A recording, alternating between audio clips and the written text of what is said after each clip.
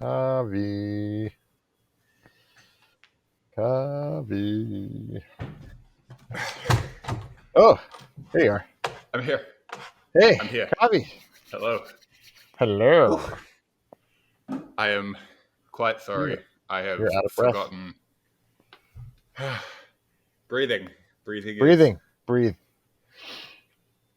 Take in that oxygen, even though it's mostly nitrogen. Yeah. Oh, man. You right? I'm fine. How are you? I'm all right. I'm excited about today because today we're recording stuff about science, and that makes me happy. It makes me excited. Yes.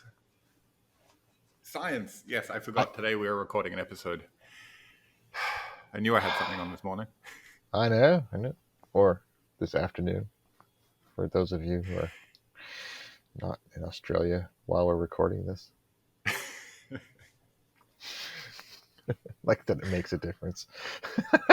I wonder what fraction of our audience actually is in Australia. Oh, I love having that information at our fingertips. It's a long story for our listeners. We'll tell you another time. It's great. It's straightforward. We the same platform that we use to upload the sound files, the MP3 files to the various podcast platforms, Yes. also gives us analytics. It also shows us how many of you fine people are listening to our show and where you live. It's not I'm a kidding, joke, just the country. everybody. We can actually zoom in to the actual address within a block, I think, of where you are when you're listening. That's actually really, really fun. Just so you know, it's not like a moving target. We can't see where you are, but we know where you are when you push play. And then we go to there. And then we find the window. And then we look in. And then offer you all kinds of free swag because we know you like our show. Maybe I'm just imagining it, but that whole description sounds like suspiciously a lot like Santa Claus. He knows where you are. He knows what you're doing. And he He'll knows if come you're in listening to through. this podcast about science. I hope. In our eyes, that's considered being nice. But then he'll just like come in through any opening in your house and then leave you free stuff. Does he do that? If there's no chimney, he just finds another way to break in? I'm not up to snuff on Santa lore. I don't know, actually. Has anybody like academically addressed that? Like, how do children in apartment buildings or in most modern homes that don't have chimneys, like through the garbage chute? Maybe I don't know. I don't know. I'm sure he has a very fancy way of magically teleporting because Santa's kind of cool. I think. Sorry, I've come in late, out of breath, and totally derailed the episode 4 minutes in. You know, it's only October and we're already talking about Santa, so we are way off the rails. Join us in November when we talk about Valentine's Day. You know what I found out today? I not found out, like it wasn't a secret being kept. I just didn't realize. The pale blue dot photo, right, which was taken by the Voyager 1 probe of the pale blue dot that was Earth, was taken on Valentine's Day. Really? Yeah. Wait, the photo was taken on Valentine's Day or received it on Valentine's Day? Because those are two separate things. I know. And I also, know. it was a compilation of multiple images. I believe the photo was taken. Yeah, with the travel time from out by the the orbit of Saturn, or Saturn for our American listeners. The travel time would have been several days, right? I think off the top of my head. Maybe that's I wrong. know that Jupiter is 48 light minutes from the sun, and Saturn is considerably further than that. And Oh, wait. So if we're still talking the light minutes at Jupiter scale, so it would maybe it'd still be within a day. It could only be a few light hours, yeah, the distance. why If do I know only it's there was a 48 light tool minutes? Oh, that we could use to tell us the light distance to the planet Saturn. Like, why don't we have this ability? I wish there's like some kind of, I don't know, global network of just all the knowledge. Oh well, guess we're gonna have I to guess just we'll guess never with know. we'll have to guess with sticks. Yeah. Yeah. Well, according to my abacus calculation here, it is around an hour and 15 minutes. The kind of light travel time. So yes. So if the photo was taken on Valentine's Day, unless it was taken, after 11 p.m. on Valentine's Day, it would have also arrived on Valentine's Day. I Yeah. am going to So look the into this. signal. The signal would have taken about an hour and 15 minutes to get all the way from Saturn back to Earth. And it's beautiful. If anybody listening has not seen the pale blue dot photo, stop what you're doing. I mean, stop everything. Well, not everything. Keep breathing and keep listening to the show, but Right. separately Google the pale blue dot photo because it's It's a just beautiful, beautiful photo. It really, really was. The Voyager 1 had finished it, right? Was Voyager 1? Had finished yeah. its grand tour of the outer planets, and it was had nothing left to do except carry its famous golden record into space. No one knew where. And so while we still had decent control and decent, a decent, good view of the Earth or the solar system, the decision was made for the Voyager spacecraft to literally pivot and face backwards towards where it came from and took a picture of our solar system. It did not take a picture of Mercury or Venus because at that distance, they were practically right next to the sun, and that would have burnt out the camera, as I recall. But it got Earth, and it got Mars, and it got Jupiter. I think it got Saturn as well, and Uranus and Neptune.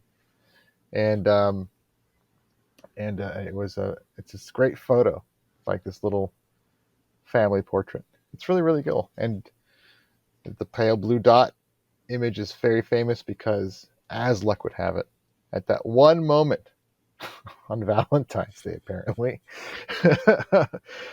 everything had lined up just right in such a way that there was a sunbeam right across the screen where the Earth was. So it kind of made it a little extra special.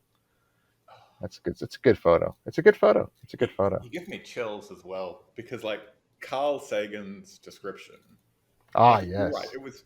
It was a huge effort to divert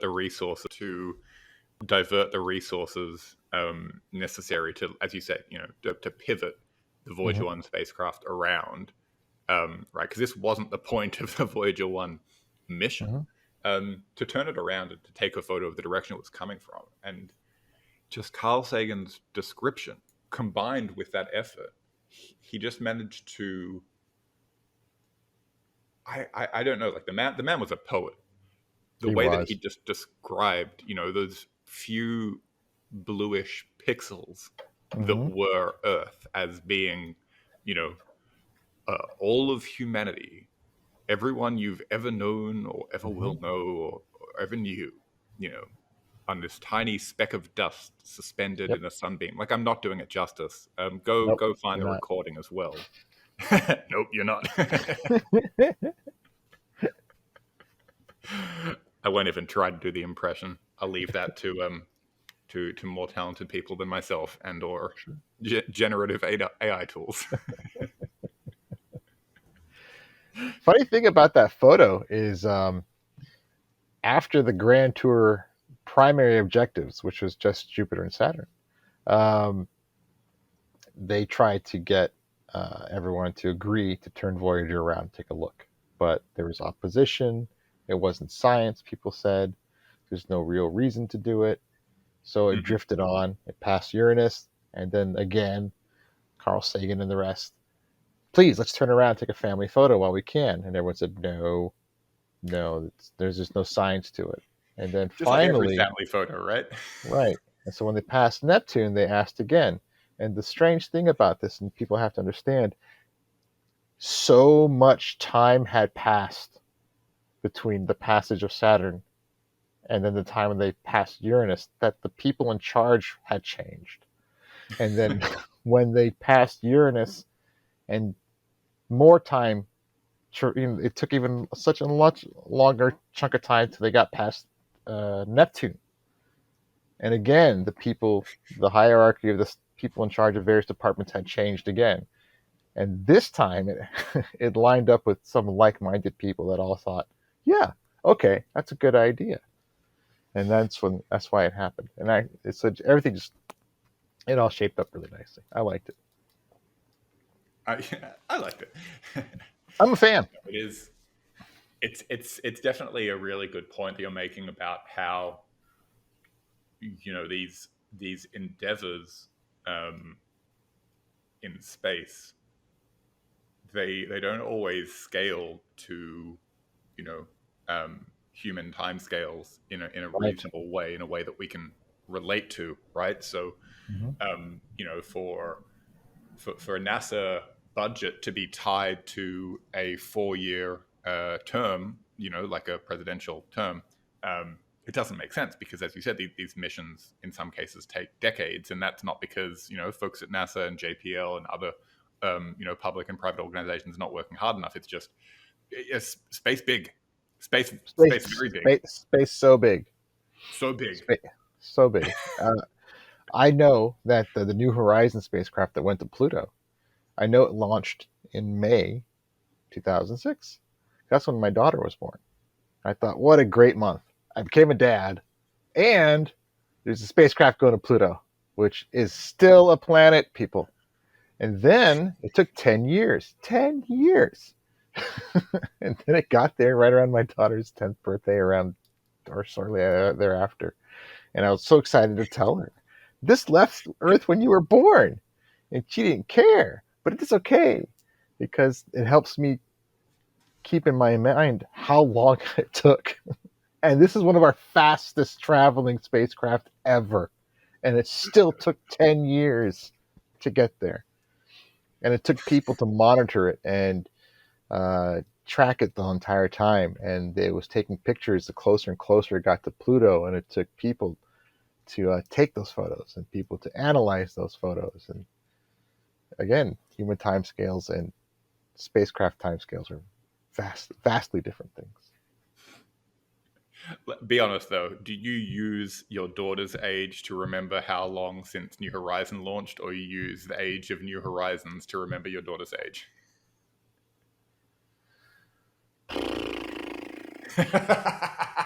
I don't know. I think it's 50-50 until New Horizons got to Pluto, and then I just didn't care about it anymore. Now I'm just focusing on the kid.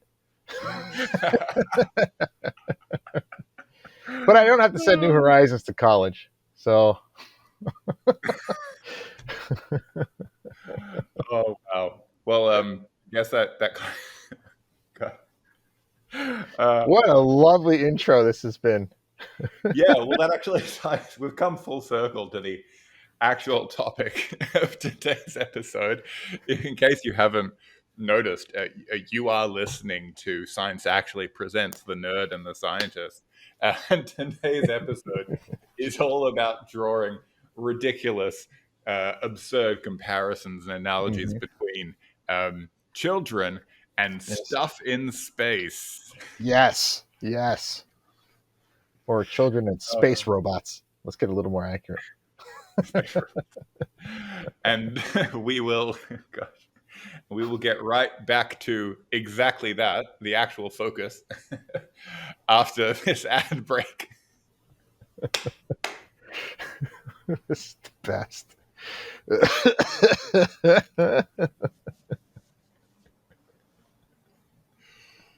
Ooh. Woo! Oh man, I don't know. Should we make up a commercial or just keep laughing?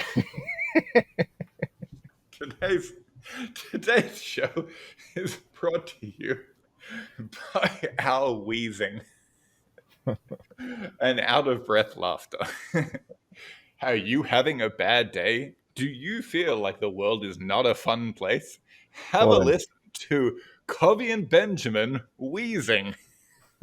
as they talk about space robots. It'll make everything better.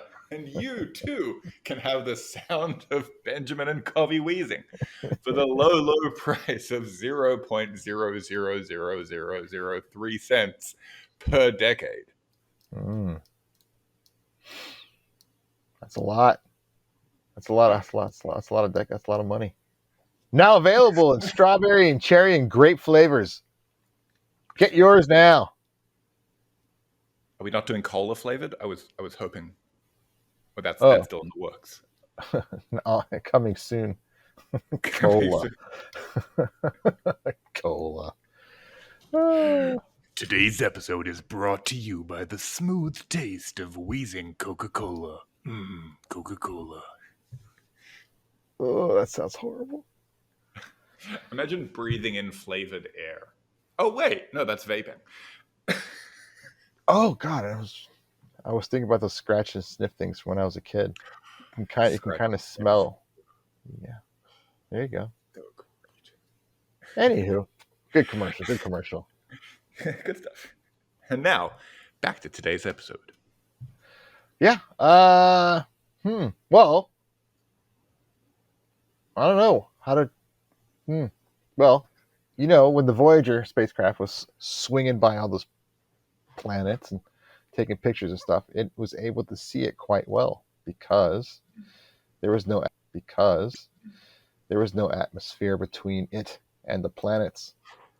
There was no light pollution. There was no atmospheric turbulence. There was no clouds in the way. Well, there are clouds on the planets themselves, but it had quite good seeing, as the terminology goes, for people who look at the stars through optical telescopes. Kavi has excellent seeing all the time because he uses radio telescopes, which Oh, is awesome. I thought you meant because I didn't have glasses. All right, because he doesn't also have glasses. I have glasses. Kavi does not have glasses. He has radio telescopes. Those are your options, people, when you get a little bit older. Do you want glasses or do you want massive arrays of radio telescopes that can see the beginning of time? Your choice. I mean, one option is clearly superior. That's got to be my favorite thing I've said all day. Yesterday, though, was even better. All right, moving along. Sorry, yes, go on. Anyway, good seeing was the original idea for today's episode. But instead of staying on topic, we just decided to just riff. It was a good riff. It was an excellent riff. Excellent. Hey, did you know that the further away you get from a city, the better you can see the stars? The idea for this topic came up from my chatting with Kavi before. I went to the Pinnacles National Park here in California over the weekend, and it was freezing cold, and there were no clouds, and we were camping in a little valley, and the night sky was amazing.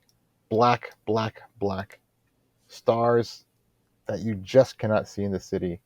I was able to just with my cell phone, just aim up, take a snap, and I got pictures of the stars and Jupiter, and it was amazing. I mean, I couldn't see Jupiter in detail, but I knew the bright one was Jupiter, and that was what we wanted to talk about today. Just where can you go? What can you do to get good seeing of stars when you go look, do your little backyard astronomy? It's I feel like every time there's an astronomical event that's interesting enough to get picked up by local newspapers and such. I always get messages from friends and family members who are saying, where can I see the meteor shower? How can I see the thing, right? A full moon or a full blue super hyper mega moon or whatever it Mm. happens to be, right? And the short answer is you just want to get as far away from light pollution as possible. So yeah, Benjamin mentioned that I'm a radio astronomer, so I use radio telescopes, and radio telescopes have to be built out in the middle of nowhere because you don't want to have radio noise, right? So radio is just a different type of light, just with longer wavelengths, and so yeah, you don't want to have Wi-Fi signals and cell phone signals and all of these radio wave light pollution to disrupt the radio telescope. And so in the same way, for an optical telescope or for your own eyeballs, when you want to see, yes, your eyeballs right there, when you want to see any sort of interesting thing in space, just try to get to a place that's as far away from light pollution as possible, so away from big cities and street lamps. Um, you also want to make sure that if you need to use light to see something while you're out there in the middle of nowhere, try to use a red light or something that's Hmm. like low brightness, because otherwise it will ruin your night vision.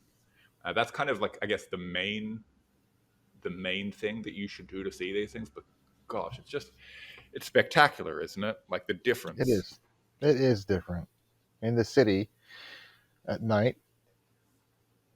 Even with the most light pollution, you can still see little twinkles in the sky.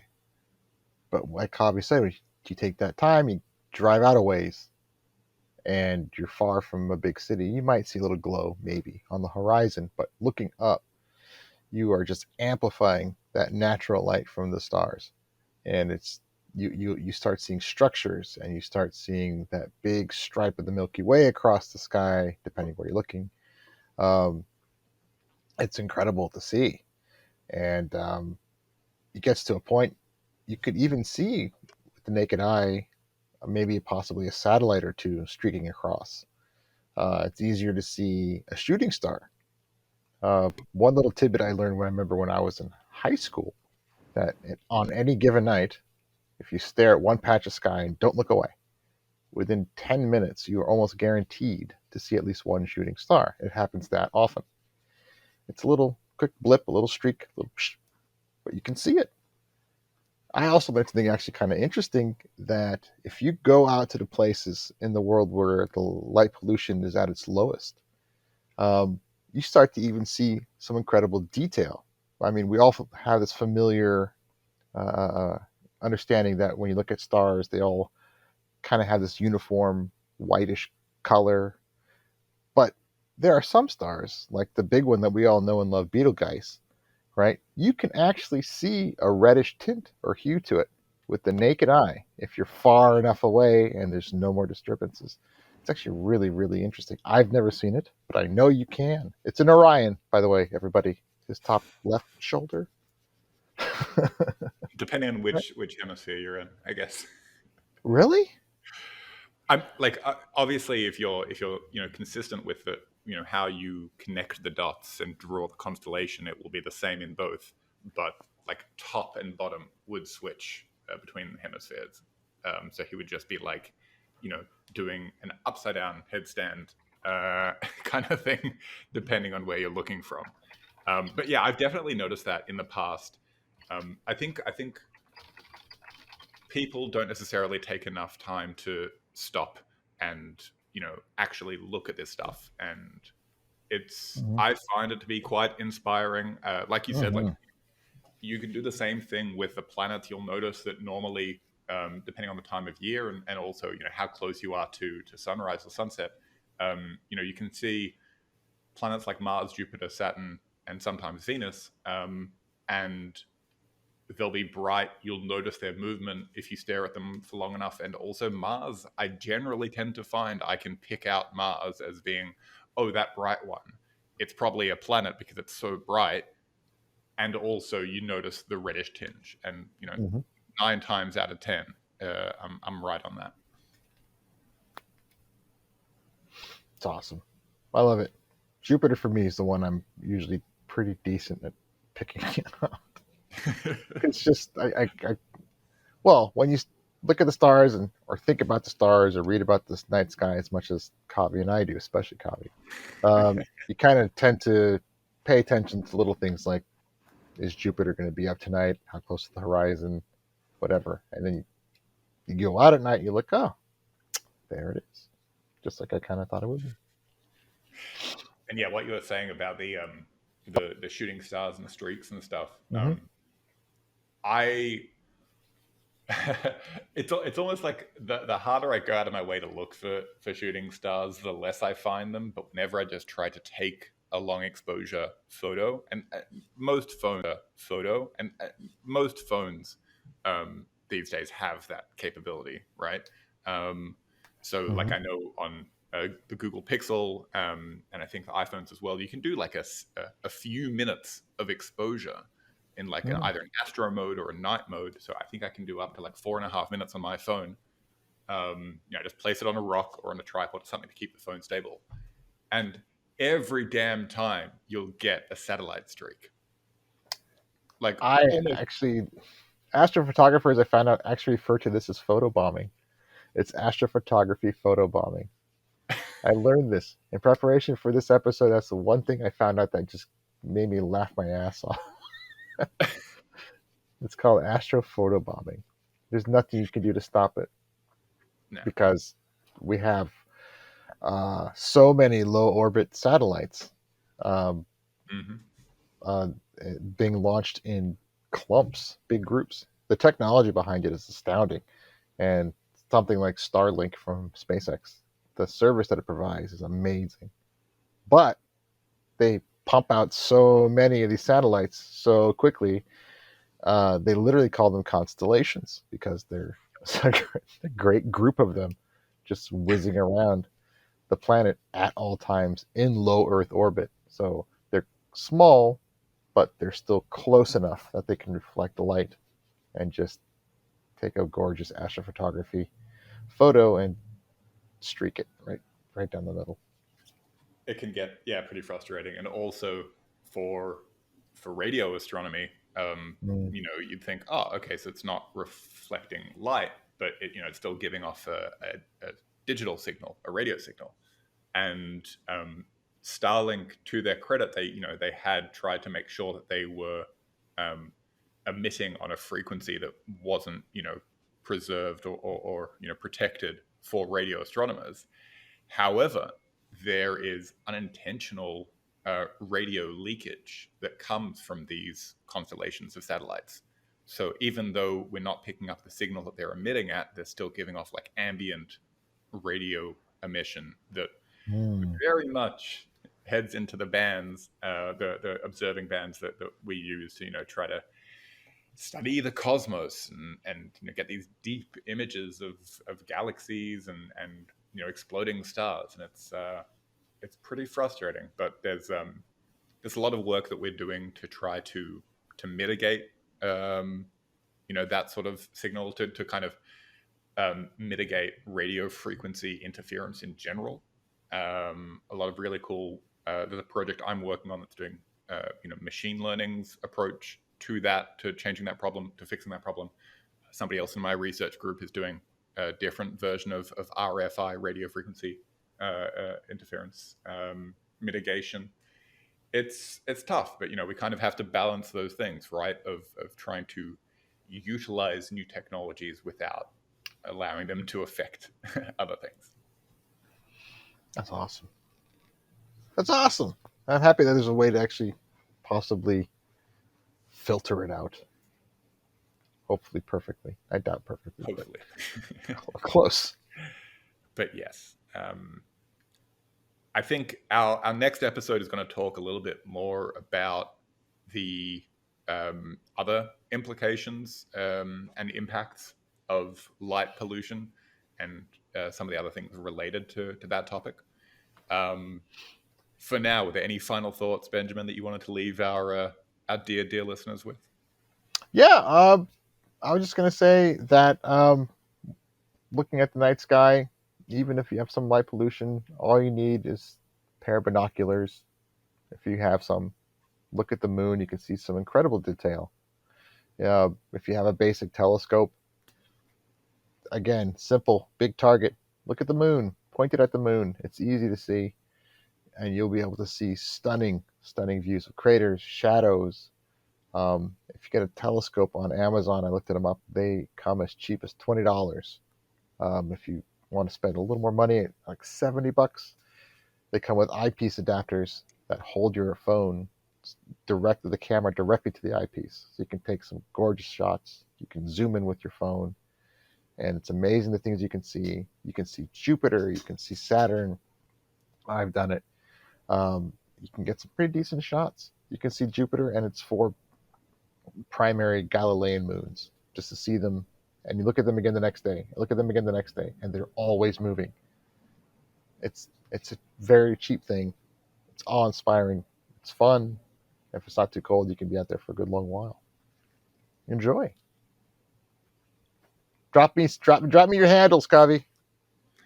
My handles on all of the great time wasting applications.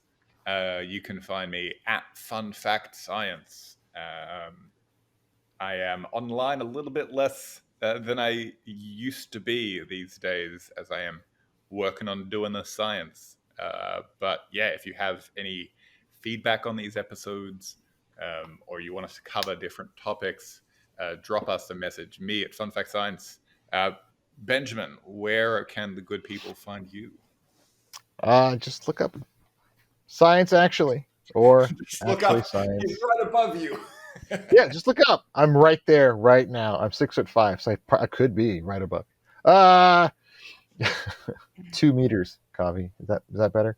Okay, 1.98. I rounded up. Anyway, you can find us. You can find me on Science Actually or Actually Science on Facebook, Threads, TikTok, Blue Sky, Mastodon, Hive, X, Twitter, whatever, Instagram, and LinkedIn. Because you could be doing some professional research on LinkedIn, and all of a sudden you need a science fact. It's there for you. And Facebook's the big one. I don't know if I said that yet. There you have it. Alrighty. Let's put this one to bed and pack it up and ship it and stamp it and Cut it, get it out print it, there. move it on. Cut. Wow. I will see you guys in the next episode of Science Actually Presents The